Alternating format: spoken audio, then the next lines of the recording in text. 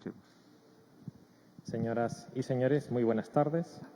A continuación se da inicio a la conferencia de prensa del señor Presidente de la República, Martín Vizcarra Cornejo. En esta oportunidad acompañan al señor Presidente, el Presidente del Consejo de Ministros, el Ministro de Salud, así como expertos trabajando en el tema del COVID-19. Muy buenas tardes, tengan todos ustedes. Hoy estamos en el día 18 del estado de emergencia. Hoy es el día 2 de abril y en el transcurso de la mañana hemos tenido una amplia reunión con el Premier, con el Ministro de Salud, con el Ministro de Defensa, Ministro del Interior, Ministro de Transportes y Comunicaciones, pero con un grupo de profesionales, científicos, altamente calificados, que es el soporte de prospectiva COVID del Ministerio de Salud. Hemos dicho que esta tarea grande que tenemos de enfrentar esta enfermedad no es una tarea que la puede hacer solamente el Ministerio de Salud, incluso no solamente el gobierno, tenemos que hacerla todos. Es un reto muy grande el que hemos asumido todos los peruanos para enfrentar de la mejor manera el combate al virus COVID-19.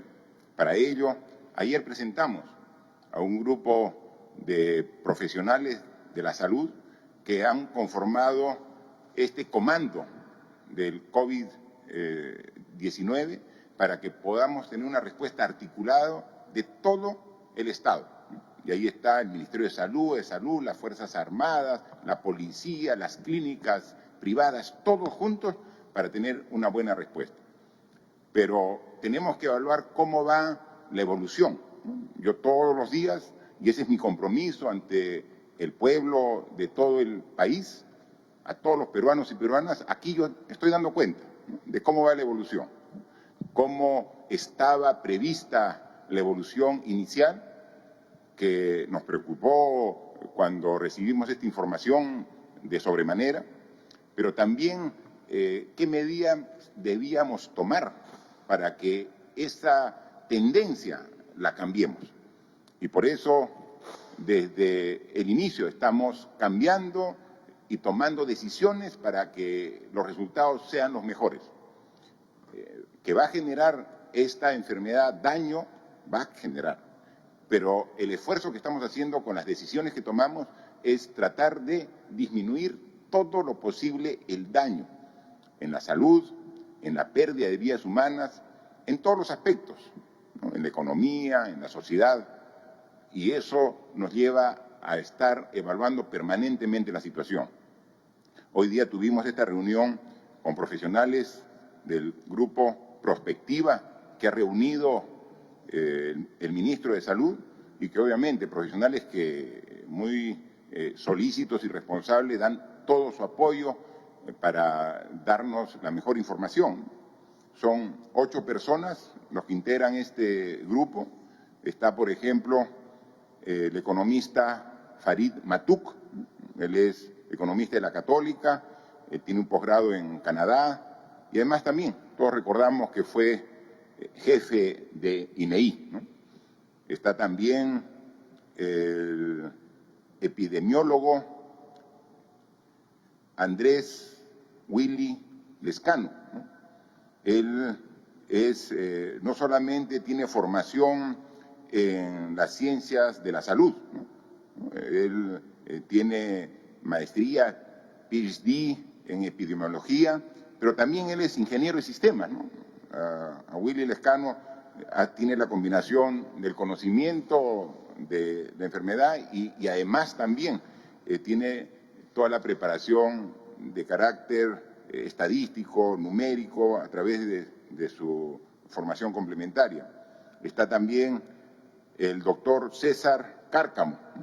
Él es médico cirujano de la Universidad Peruana Cayetano Heredia con maestría en salud pública, ¿no? En la Universidad de Washington, maestría y doctorado, ¿no? Entonces, perfectamente. Luego tenemos al doctor Antonio Quispe Gutiérrez, también aquí presente, nos acompaña. Él es médico de la Universidad Nacional Mayor de San Marcos y también tiene maestrías, doctorados específicamente en el tema de esta enfermedad en general. Está el médico investigador de la Universidad Cayetano Heredia, Moisés Rosas, ¿no? Él es magíster en salud pública y salud global, ¿no? Entonces, adicionalmente no están aquí presentes porque están haciendo otras labores actualmente, pero son parte del equipo. El médico Luis Cordero, está también el médico César Munaico y también el señor José Magallanes. Es realmente un equipo de mucho conocimiento académico, pero conocimiento complementado con una gran experiencia profesional, ¿no? Que permite tener una información realmente sólida, que es la base en un aspecto para las decisiones que venimos tomando, ¿no? ¿Y cómo va la evolución? Vemos que se han tomado hasta el día de ayer 16.518 pruebas, de las cuales han dado resultado negativo 15.104 y positivo 1.414. Es decir, ha habido un incremento de 91 nuevos casos, ¿no? Los positivos más o menos están en el orden del 8.5% de las pruebas totales realizadas. Comenzamos al inicio, hace 2 semanas, con un porcentaje de 6%, luego subimos a 7%, y eso es la tendencia que veníamos esperando, ¿no? Ya hay 189 personas hospitalizadas, de las cuales 51 se encuentran en las unidades de cuidados intensivos de los diferentes hospitales, principalmente aquí, en la ciudad de Lima, pero también hay pacientes que están hospitalizados en varias regiones del país que tienen incidencia del virus COVID-19. Pero también hay que resaltar que ya más de 500 personas, 537 exactamente, ya están dadas de alta, es decir, ya están dadas como sanas. Conforme esta enfermedad va evolucionando, hay nuevas personas que tienen el virus, pero hay personas que lo tuvieron y desarrollaron la enfermedad y que ya están curadas, ¿no? Luego hay que manifestar que ayer la información que nos da la Policía Nacional es que continúan una gran cantidad de detenidos, de gente irresponsable que no cumple con las indicaciones y lo que está dispuesto, ¿no? Y pareciera que son las mismas regiones las que permanentemente están en los primeros lugares de este ranking, que no es recomendable liderar, que son de personas detenidas, ¿no? Está siempre Lima por la cantidad de población en primer lugar, pero muy seguido de cerca de La Libertad y de Piura, ¿no? Entonces, definitivamente hay que siempre llamar la atención y continuar con este trabajo para cumplir el objetivo. Lo que yo quisiera hoy día dar a conocer como el anuncio más importante en base a la decisión que hemos tomado es que vamos a tener una variación de las características de la restricción en estos últimos 10 días que quedan hasta el 12 de abril, que concluye esta segunda etapa del estado de emergencia. Se ha evaluado con los expertos y ellos han analizado cuál es la evolución de la enfermedad, comparándola primero con cómo hubiera sido la evolución de la enfermedad si no hubiéramos hecho nada. Si solamente nos enterábamos que ya se evidenció la presencia del coronavirus en el Perú y no hubiéramos hecho nada. Han evaluado qué resultados tenemos con las medidas que hemos implementado en el país. Es lo que llaman a la curva, han dado lo que llaman la técnica del martillo, ¿no? Es decir, tratar de aplanar, de achatar la curva para que el pico sea más bajo de la cantidad de personas que día a día van declarándose como positivas, para que podamos nosotros responder de manera adecuada. Entonces, el martillo que hemos dado a la curva para tener mejor control de la evolución de la enfermedad ha tenido buenos resultados, pero no los que quisiéramos. Entonces, lo que recomiendan, y hoy día hemos estado en una larga jornada de análisis y trabajo, es darle un segundo martillo a la curva para que entre a lo que estamos esperando. Y eso es quizás lo que yo quisiera explicar. Y un gráfico aquí es muy claro. Y a veces explicar con cifras, con números, con porcentajes, no necesariamente todas las personas lo entienden. Y queremos que esta explicación lo entendamos todos los peruanos. Y un gráfico es bien sencillo y me van a permitir trasladarme al gráfico para explicarles a todos ustedes.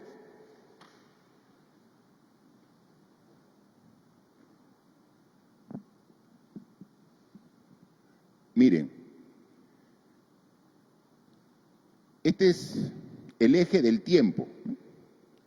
Acá está el 6 de marzo. Recuerden ustedes que el 6 de marzo fue el día que se determinó el primer caso positivo en el Perú. 6 de marzo. Y ahí está la línea del tiempo. Y aquí está la línea de las personas que se van infectando con el virus, que se van contagiando con el virus.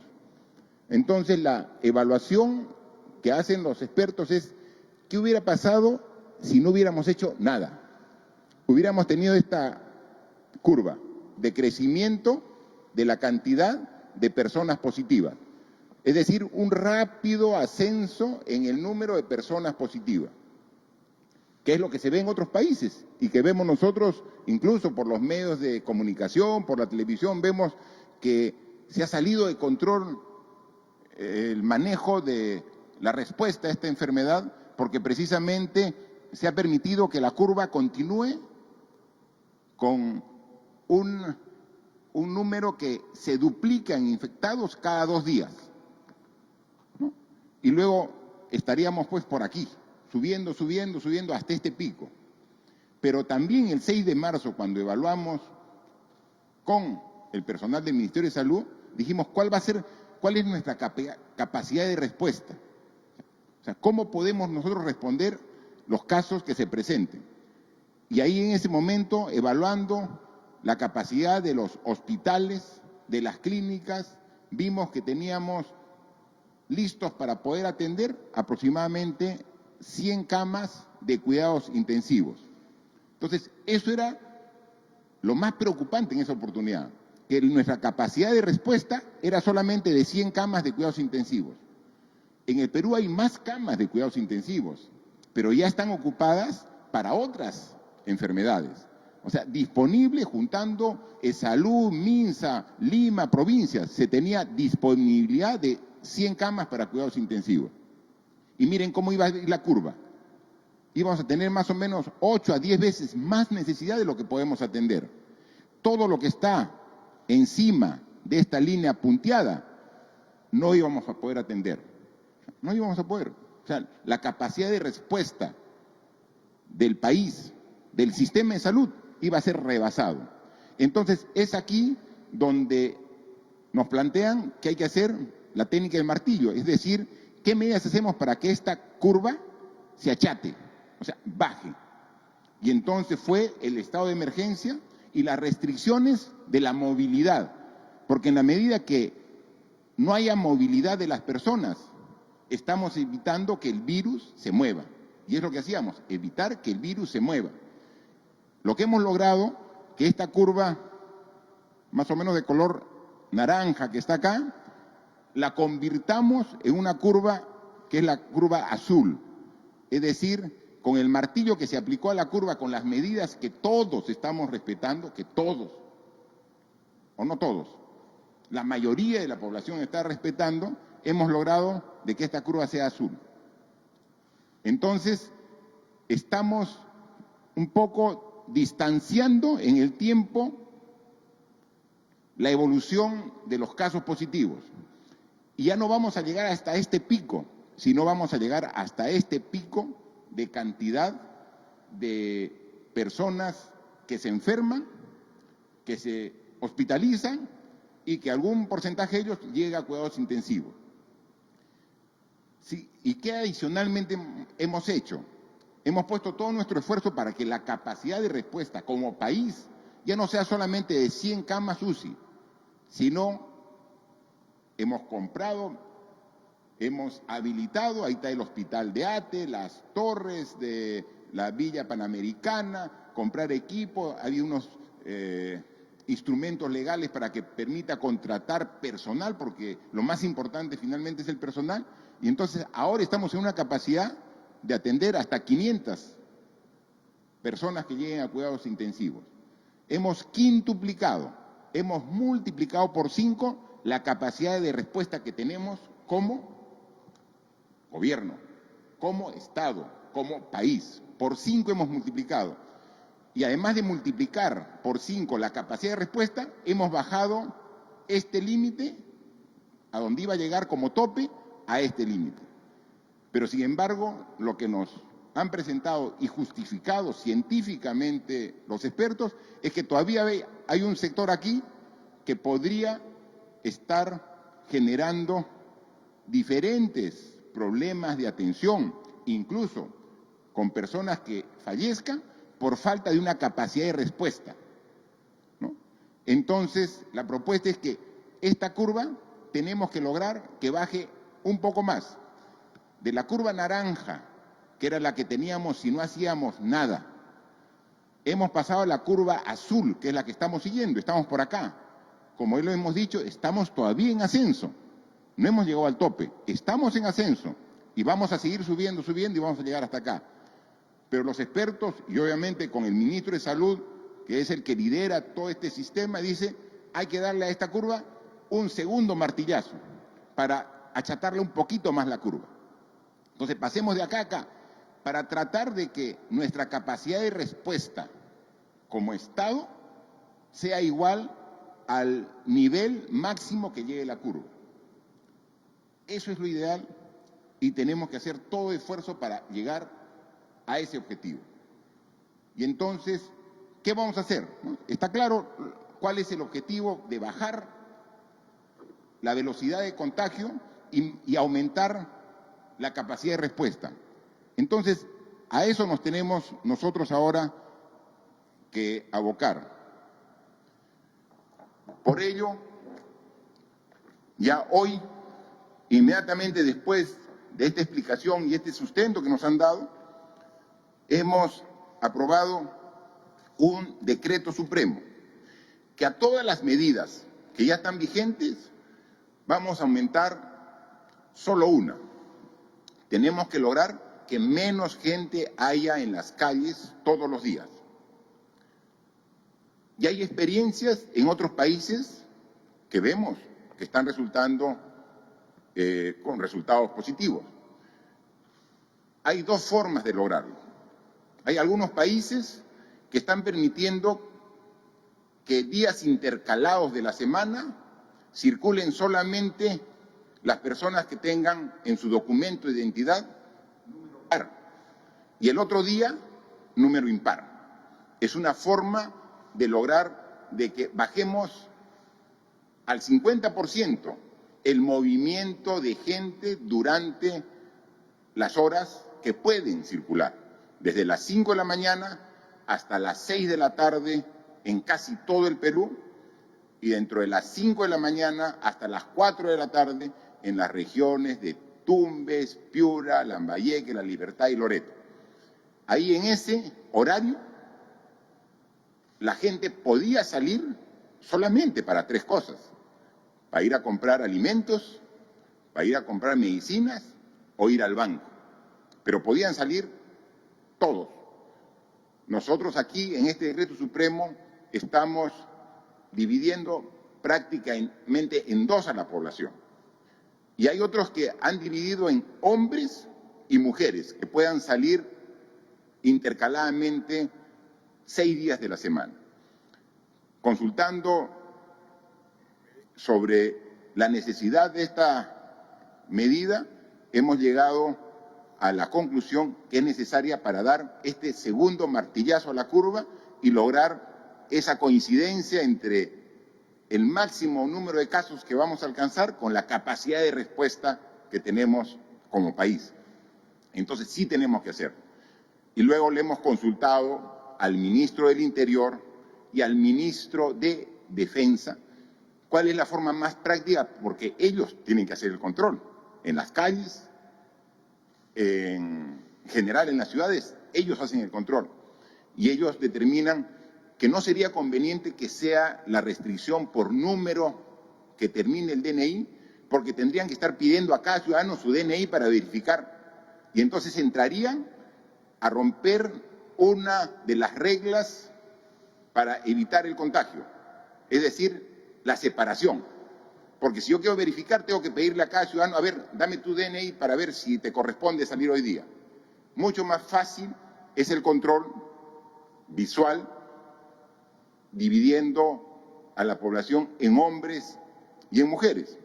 Y entonces el decreto supremo que ya hemos aprobado y que en horas de la tarde lo publicamos en edición extraordinaria de El Peruano, para que a partir de mañana sea vigente.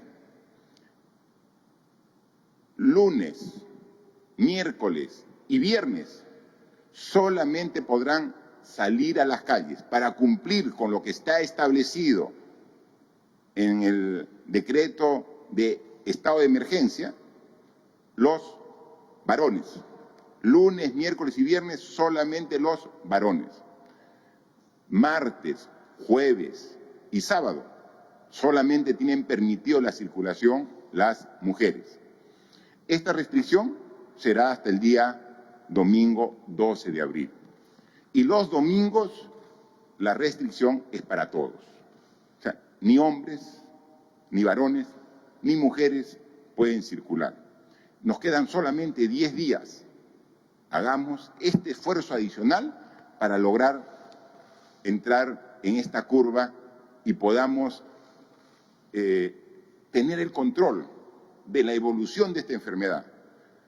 Van a seguir habiendo personas positivas y quizás más ahora, porque tiene una meta ambiciosa el ministro de Salud para pasar de las 1.500 pruebas diarias que hacemos actualmente a 12.000 pruebas diarias.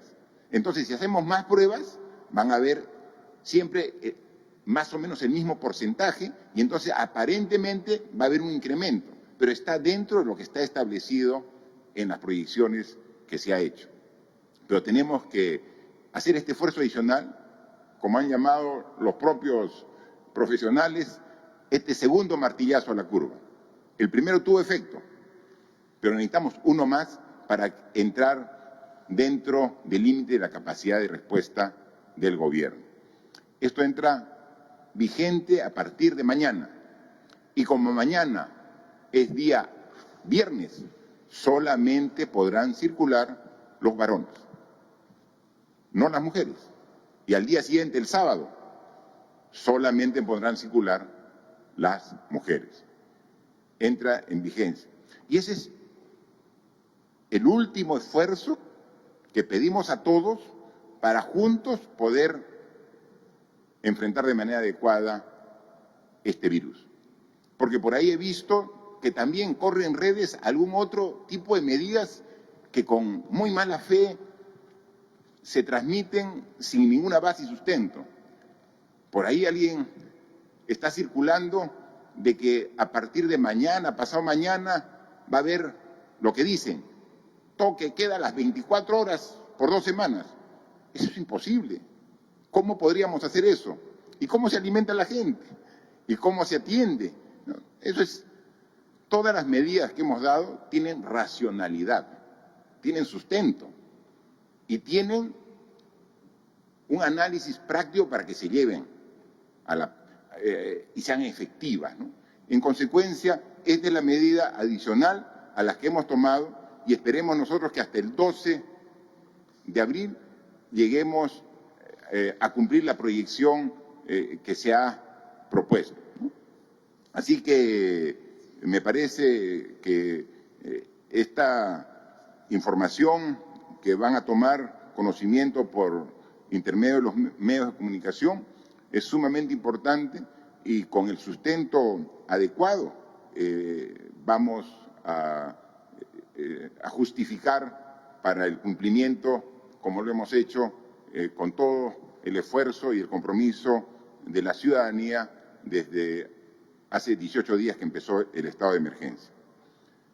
Un tema adicional, comunicarles que ayer se publicó, como hice conocimiento, el decreto de urgencia que disponía que más de 3 millones de peruanos que habían aportado al fondo privado de pensiones, a la AFP, podían retirar hasta 2.000 soles. Y eso ya las propias AFPs, en coordinación con los bancos, están haciendo la parte operativa. Seguramente a partir de la próxima semana ya será posible hacer efectivo, pero es en abril, es decir, tiene que ser ya a partir de la próxima semana la disponibilidad, la entrega de estos cerca de 4.500 millones de soles, que significa el monto que van a ir a 3 millones de peruanos, que son los que hicieron aportes más bajos, es decir, que ganaban menos, y en consecuencia son los que tienen más necesidad. O sea, del universo de 6.600.000 aportantes, estos 3 millones son los que realmente requieren un apoyo en esta etapa de emergencia, ¿no? Hemos tomado conocimiento que ayer la Junta de Portavoces del Congreso de la República ha aprobado un dictamen que permite retirar otro monto a los aportantes de las AFPs.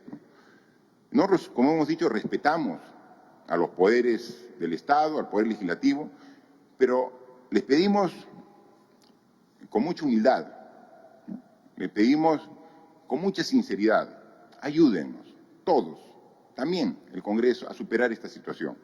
Miren todo el esfuerzo que estamos haciendo como Poder Ejecutivo. Mire todo el esfuerzo que le estamos pidiendo a los 32 millones de peruanos. No pongamos en riesgo el esfuerzo que estamos haciendo con alguna medida que estoy seguro que con la mejor voluntad puede generar algún tipo de distorsión en la visión integral que tenemos para atender esta situación. La medida que está en proyecto para ser aprobada por el Congreso, más o menos alcanza a posibilitar la entrega a estos aproximadamente 6 millones de aportantes, ya serían menos porque a 3 millones ya directamente nosotros, con la norma que ya hemos dado, hay 1.400.000 que le permite retirar todo, permitiría, o sea, retirar más de 30.000 millones del sistema, ¿no? Y ahora que necesitamos el esfuerzo de todos para que en una política integral, desde el punto de vista de salud que hemos explicado, desde el punto de vista social, el punto económico, lograr nosotros tener las mejores condiciones para dar el siguiente paso. Inmediatamente terminemos y superemos la etapa que hemos visto en las curvas que he mostrado, inmediatamente tenemos que hacer una ambiciosa recuperación económica. Y ahí requerimos, por ejemplo, los fondos de tesoro, que ya la próxima semana queremos que el Ministerio de Economía y Finanzas pueda negociarlos para tener los recursos necesarios. Hay medidas que directo o indirectamente pueden afectar esta visión integral, ¿no? Aquí lo conveniente en una etapa de emergencia como estamos es que todas las medidas sean considerando que estamos en una situación de emergencia, que estamos todos en una situación de crisis. Entonces, todas las medidas deben ir en ese objetivo. ¿Cómo y de qué forma estamos aportando a salir de esta situación de emergencia? Entonces, si vamos a usar la CTS, es para salir de la emergencia. Si nosotros hemos permitido que haga una evaluación integral el Ministerio de Economía y Finanzas para que atienda 3,5 millones de hogares vulnerables que requerían un apoyo económico, lo estamos haciendo en el contexto de la emergencia. Si hemos dado más de 200 millones de soles a los municipios para que puedan convertirlos en víveres para entregar a las personas y familias más vulnerables en el concepto de estado de emergencia. O sea, cualquier decisión que se tome en estos días, en estas semanas, tiene que ser en ese concepto que estamos en un estado de emergencia. Y en el caso específico de las AFPs, ayer lo he dicho, y asumió un compromiso público con la nación, que inmediatamente pase y estemos en la parte baja de la curva, vamos a plantear la reforma integral del sistema de pensiones, el privado y el público. Ha llegado el tiempo de hacer un planteamiento y hagámoslo juntos con el Congreso, pero las medidas que hagamos en el intermedio que sean para atender la emergencia. Esta medida, si aprueba el Congreso, ¿qué consistiría? Por ejemplo, dar un dinero disponible a más de 3 millones de personas que tienen ahorita empleo. Tienen empleo. Son de los privilegiados ahorita en este momento de emergencia que pueden cobrar a fin de mes. Y entonces, a ellos darles un desembolso de su fondo que tienen, es de ellos mismos, de 30.000 millones, no es una prioridad en este momento. Hay que verlo, pero inmediatamente pasemos la emergencia. Solamente a 1.800.000 aportantes se les va a devolver más de 18.500 millones de soles. Entonces, no corramos riesgos que con seguramente la mejor voluntad tengamos un resultado inesperado que pueda distorsionar las medidas en su conjunto que estamos haciendo. Nuestra propuesta es clara. Vamos a proponer la reforma integral, pero inmediatamente pasemos este estado de emergencia, esta crisis que está afectando a todos, ¿no? Y nuevamente el Premier aquí presente, con la Ministra de Economía y el Gabinete en su conjunto, está dispuesto a conversar ampliamente, con franqueza, con transparencia, con el Congreso de la República, para poder ver estos temas. Así que es lo que quería el día de hoy referirme y siempre convocar el apoyo y respaldo de toda la población. Es fundamental su apoyo en estos 10 días que quedan y por eso cuando hay que tomar decisiones no podemos dejar ni un día. Esta decisión podríamos decir ya la tomamos el lunes, perdemos días valiosos. Así que a partir de mañana se hace efectivo y entonces estamos seguros que la población mayoritariamente va a apoyar estos planteamientos como lo ha hecho desde el primer momento, permitiendo ver los resultados que hemos alcanzado. Quedamos a disposición para las preguntas. Gracias, señor presidente. Vamos a dar inicio entonces a la ronda de preguntas virtuales. La primera pregunta es de Cablevisión Canal 21 de Tumbes. La pregunta es, ¿qué medidas se van a tomar en línea de frontera? La gente está ingresando desde Ecuador. Sabemos que en el vecino país la situación es crítica por el COVID-19. La gente está ingresando por diferentes lugares de la frontera, peruanos que radicaban allá, ecuatorianos y venezolanos que están evadiendo el control. Sí, es un tema que preocupa, el refuerzo del control fronterizo. Por favor, Premier, usted que tiene reuniones permanentes con los ministros del Interior y ministro de Defensa. Gracias, presidente. Como Gobierno hemos tomado las medidas necesarias y pertinentes para atender circunstancias no previstas y las respuestas que hemos dado han sido siempre necesarias y urgentes. En un primer momento se prohibió los vuelos de Europa y Asia hacia nuestro país y en un segundo momento, ya con la declaratoria de emergencia, se prohibió el ingreso tanto aéreo, marítimo, fluvial y terrestre. En esto último, inclusive, se hizo más extensivo para imposibilitar el tránsito interprovincial. Efectivamente, tenemos una serie de denuncias del norte como del sur del país que, al parecer, habrían filtraciones que permiten ingresos de ciudadanos de otros países hacia nuestro territorio. A efecto de ello, en primera instancia, hemos coordinado con las autoridades regionales de las respectivas regiones, pero sobre todo se les ha dado directivas expresas tanto al Ministerio del Interior como al Ministerio de Defensa para que dote con un mayor número de militares como de policías para que puedan cerrar nuestras fronteras. Efectivamente, día tras día nos reunimos en la comisión multisectorial y se hacen permanentes evaluaciones de cómo vienen avanzando los acontecimientos. Y un foco de atención prioritario es justamente en nuestras fronteras. Muchas gracias. Por favor. La siguiente pregunta es de Radio Nacional. La pregunta es: ¿se está evaluando reforzar la frontera con Ecuador a raíz del incremento de fallecidos en ese país? La presidenta del Tribunal Constitucional, Marianela Ledesma, ha sugerido la reducción de los sueldos de altos funcionarios. ¿Es viable esta medida excepcional? Por favor, Premier. Gracias, presidente. También. Sí. Es innegable los gastos que está significando la atención prioritaria, especialmente en materia de salud, estas circunstancias de estado de emergencia. Hay que reconocer este aporte constructivo que lo ha emitido la señora presidenta del Tribunal Constitucional, la doctora Ledesma. En principio, esta es una propuesta y está en permanente evaluación y tiene que estar sujeta a que no tenga ningún contraste con el marco normativo vigente. Pero a su vez también que sea oportunidad para reconocer este desprendimiento. Creo que es la actitud que tiene que asumir todo buen peruano, de sumar su mejor esfuerzo para que al lado de su gobierno podamos salir prontamente de lo que son estas delicadas contingencias de salud en las cuales está inmerso nuestro país. Gracias. La siguiente pregunta es de Radio Santa Rosa. La pregunta dice: al parecer hay demora en la distribución de las canastas de víveres porque todos los municipios no cuentan con la logística necesaria. ¿El gobierno está controlando de alguna manera esta distribución para que funcione a la brevedad posible? Porque hay mucha queja al respecto y es urgente.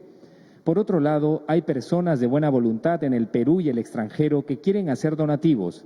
Se podría canalizar por medio del gobierno o tal vez encargar a Cáritas de la Iglesia el reparto de donativos conjuntamente con el Ejército para que no ocurra lo de esta mañana en Villa El Salvador, donde un club deportivo generoso llevó canastas y se congregaron cientos de personas. Bien. Sobre la primera parte de la pregunta sobre la distribución de los municipios, nosotros hemos cumplido con la primera responsabilidad de transferir el dinero a los municipios. Este presupuesto ya se encuentra en los municipios, ya más del 95% lo ha incorporado en el saldo, en su balance, ya lo tienen en sus cuentas y ya están trabajando la fase previa para esta entrega. Hay una coordinación que está haciendo la Presidencia del Consejo de Ministros, también coordinando con la Contraloría General de la República, para dar algunos lineamientos para quien no tenga alguna claridad para hacer el procedimiento. Hay municipios que sí tienen mucho orden dentro de su manejo administrativo y ya han comenzado a trabajarlo, pero para algunos que tienen algunas dudas, están algunos lineamientos que se están dando para todos los municipios. Lo único que queremos es que sea rápido, que sea con transparencia y que no genere aglomeraciones, ¿no? Lo que muchas veces la voluntad de entregar víveres a familias vulnerables genera aglomeraciones de la gente y eso va contra el esfuerzo que estamos haciendo todos de que hay una instancia social física para evitar el contagio. Esa es la única recomendación y restricción que ponemos para esta entrega. Sobre el tema de los donativos y la participación de Cáritas de la Iglesia, por favor, Premier. Presidente, Sí, efectivamente, en horas de la mañana se ha presentado un contencioso por el cual, de manera unilateral, un club particular acudió a una donación y que ha generado desorden. En principio, no podemos negar que todo gesto de buena voluntad, de desprendimiento y de solidaridad pueda sumar, pero, sin embargo, esto tiene que estar prevenido mínimamente de orden y de coordinación, en este caso con la Policía Nacional y, obviamente, con el Gobierno. Desde el Gobierno estamos canalizando diversos donativos, de manera individual, de manera corporativa, y todo viene sumando. A efecto de ello, nos hemos distribuido en dos espacios bien diferenciados. Todo lo que es donativos en insumos, implementos y equipamientos de salud directamente se coordina con lo que es el despacho ministerial del Ministro de Salud. Y en lo que respecta a otros tipos de insumos, que por lo general están direccionados a lo que es canastas familiares, está siendo canalizado directamente por PCM a instancia de la Oficina de Cumplimiento que está a cargo de Jorge Arunátegui. Y obviamente estamos en pleno proceso de armado de canastas que van a ser entregados de una manera solidaria y equitativa a través de INDECI y coordinando con otro tipo de entidades de carácter social, llámese Caritas o CARE, quienes obviamente nos están ayudando en la parte logística y operativa para que lleguen estas canastas de alimentos a las familias que más necesidad tienen. Antes de pasar a la siguiente pregunta, quizás sea conveniente dar un poquito más de detalle e información respecto a las restricciones que empiezan a partir de mañana. La restricción es para la gente que sale a comprar, no para el que trabaja en los mercados, en las tiendas. No es para quien trabaja en un banco, en una farmacia. Ellos, esta farmacia que atiende, que tiene permitido vender, porque lo que hemos asegurado es el abastecimiento de todos estos productos. O sea, para que todos podamos cumplir con esta etapa de estado de emergencia, tenemos que tener la seguridad que en la familia, que en el hogar, podamos adquirir el remedio en una farmacia que necesitamos. Necesitamos asegurar los alimentos en las tiendas, en los centros comerciales. Necesitamos también poder ir a un banco. El personal del banco, el personal de las tiendas, el personal de las farmacias, sea hombre, sea mujer, indistintamente seguirá trabajando porque tiene la autorización de trabajo. La restricción es para el ciudadano que no está cumpliendo una función de esas que son las primordiales que están autorizadas.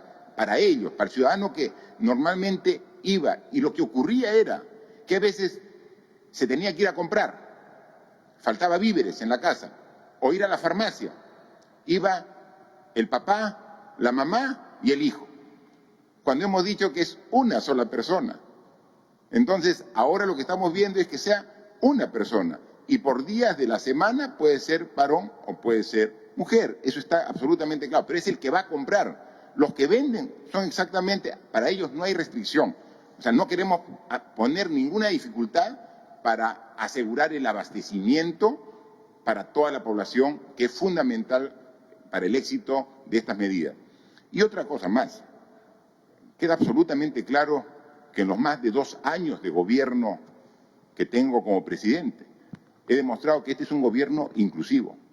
O sea, nuestro gobierno es un gobierno inclusivo. O sea, no tengan ningún temor. Cuando hablamos de varones y mujeres, no estamos solamente teniendo en cuenta una mentalidad uno u otro. Sabemos que dentro de una igualdad de género, en su concepto más grande, pueden haber ciudadanos que se encuentran en otro tipo de ellos mismos, de sus sentimientos. Van a tener claramente instrucciones las Fuerzas Armadas, la Policía Nacional, que hace el control, para que esto no sea pretexto de ninguna medida de carácter homofóbico en absoluto. Nuestro gobierno es inclusivo y todas las normas que damos es pensando en absolutamente toda la ciudadanía. Por favor. Gracias, señor presidente. La siguiente pregunta es de Revista Lima Gris. La pregunta es, ¿cuáles son las medidas económicas propuestas por el Ministerio de Cultura dentro del ámbito de su competencia, ya que Colombia, por ejemplo, viene apoyando a los artistas y gestores culturales más vulnerables. Nos ufanamos de poseer una cultura milenaria y cuna de civilización. ¿Por qué entonces, ante un estado de emergencia por el COVID-19, se deja en la orfandad a nuestros compatriotas que realizan labores excelsas en las artes, las expresiones y creaciones artísticas e industrias culturales? Bien, a los señores, a los periodistas de Lima Gris, manifestarle que ya le hemos encargado precisamente a la ministra de Cultura para que también haga una evaluación de esta parte de la población a las cuales hace referencia. Estamos viendo por sectores quiénes son los que requieren un apoyo. Y entonces también, y ayer lo dije, recuerden en la conferencia el día de ayer, que nosotros tenemos 3,5 millones de hogares ya identificados que van a recibir el apoyo de 760 soles. Los 380 soles en 2 armadas, 760. Tenemos también identificado en el Padrón General de Familias en el Perú cuáles son los que no requieren apoyo, que están siendo afectados, pero que tienen ahorita la capacidad de atender sus necesidades. Y hemos visto que en el medio queda también una población importante que no está siendo atendida. Le hemos pedido a la ministra de Desarrollo e Inclusión Social que nos identifique. Y ahí es donde cada sector, obviamente, hace defensa de la población que dentro de su sector está siendo ahorita pasando por necesidades y que no el esfuerzo que hemos hecho no alcanza aún a ello, ¿no? Tenemos, por ejemplo, ¿no?, el Ministerio de la Producción, donde dice, yo tengo un sector de pescadores artesanales que hay que ver y evaluar cómo podríamos ayudarlo. Algunos a través de microcréditos, algunos a través también del apoyo de este bono económico, ¿no? El Ministerio de Ambiente dice, tenemos un sector vulnerable, por ejemplo, de recicladores, que están claramente identificados, hay un padrón, y que ahorita tienen este problema de que su vulnerabilidad no ha sido tomada en cuenta para estos bonos. Hay que ver, y cómo no, en el tema del arte, la cultura, también hacer la identificación de las personas que con vulnerabilidad necesitan también apoyo. Está viéndolo la ministra de Cultura y estamos haciendo esfuerzos para, en la medida de las posibilidades, el reto es muy grande, atender absolutamente a todos los que lo requieran. Gracias, señor presidente. Para culminar esta ronda tenemos la pregunta de la Asociación de Prensa Extranjera en el Perú, APEP. La pregunta dice, presidente Vizcarra, hace un par de días APEP preguntó sobre las acciones para evitar la infección en pueblos indígenas y la respuesta fue genérica y solo sobre Loreto. ¿Qué hace el gobierno teniendo en cuenta la velocidad del contagio, el ingreso de comerciantes a comunidades y qué está haciendo para controlar el movimiento transfronterizo desde Brasil y Ecuador, que tienen más casos del COVID-19? Se ha anunciado un retorno gradual de las actividades del país a partir del lunes 13 de abril. ¿Qué sectores económicos van a reabrir primero? Para evitar la expansión del narcotráfico durante la pandemia, el presidente de Estados Unidos anunció ayer una acción militar antidrogas frente a Venezuela, con la cooperación de países aliados. ¿Perú participará? ¿Está de acuerdo? Bien, aquí hay varias interrogantes, ¿no?, sobre el tema de la evaluación de casos positivos en la Amazonía, en la región Loreto. Estamos siendo muy cuidadosos. Ahí específicamente el jefe, el director regional de salud de Loreto, el doctor Minaya, tiene de parte del ministro de Salud el especial encargo de que haga un esfuerzo en controlar a esa población que ya de por sí es vulnerable, ¿no?, y ahora ante este riesgo su vulnerabilidad aumenta. Así que seguimos trabajando, pero el esfuerzo es diario y permanente, ¿no? La velocidad de contagio de comerciantes, comunidades, hemos visto ahora un esfuerzo adicional a través de lo que se llama el segundo martillazo. Eso es para la población interna del Perú, ¿no?, es para los peruanos, los que vivimos aquí. Y entonces también hemos dicho que vamos a reforzar, porque no todo el esfuerzo que estamos haciendo dentro del país no vaya a ser que se pierda por filtraciones de personal, de ciudadanos de países vecinos que sin control ingresen al país, ¿no? Entonces el esfuerzo tiene que ser hacia el interior del país, pero también en nuestras fronteras. Vamos a reforzar este cuidado. El día 12 concluye esta segunda etapa del estado de emergencia. El 13 no es que regresamos a las condiciones antes del estado de emergencia, hay un proceso gradual. Y ese proceso gradual tiene que trabajarse, y ya lo estamos haciendo sectorialmente, es decir, el sector productivo de la pesca, el sector productivo de la agricultura, de la industria, de la minería, cada quien va a proponer y estamos analizando cómo gradualmente se van incorporando. Todavía no tenemos este proyecto de carácter integral, está todavía siendo elaborado por cada uno de los ministerios y seguramente será motivo de análisis y discusión en la próxima sesión de Consejo de Ministros. Y cuando ya lo tengamos verificado y consensuado y también cruzado con la información de los expertos, de los científicos, del propio Ministerio de Salud, ya lo iremos dando a conocer con anticipación de la culminación del plazo, ¿no? ¿Qué sectores económicos van a reabrir primero? Lo vamos a ir viendo gradualmente. Seguramente van a ser los que puedan, por sus características, tener un mayor control del contagio al interior de la propia gente que trabaja en el sector. Todo eso tenemos que irlo viendo, ¿no? En el tema de la lucha contra el narcotráfico es un trabajo permanente. Nuestro personal policial y de las Fuerzas Armadas sigue trabajando y cumpliendo esa medida en la zona donde hay la mayor concentración en el Brain. Y como ahora está completamente prohibido el transporte y verificado y controlado la carga, entonces ahora también es una forma indirecta de dar un gran ajuste a todo esta actividad ilegal de narcotráfico que existe en algunos lugares del Perú. Así que estamos trabajando directamente. Las decisiones las tomamos aquí en el Perú en beneficio de lo que es mejor para todos los peruanos. Así lo hemos hecho y esa es una de las características de nuestro gobierno y así lo vamos a continuar. Así que hay aún mucho trabajo por hacer y lo vamos a lograr en la medida que tengamos el apoyo de todos ustedes. Muchas gracias. Señoras y señores, la conferencia de prensa ha concluido. Se agradece a los medios de comunicación nacionales y extranjeros por las preguntas remitidas el día de hoy.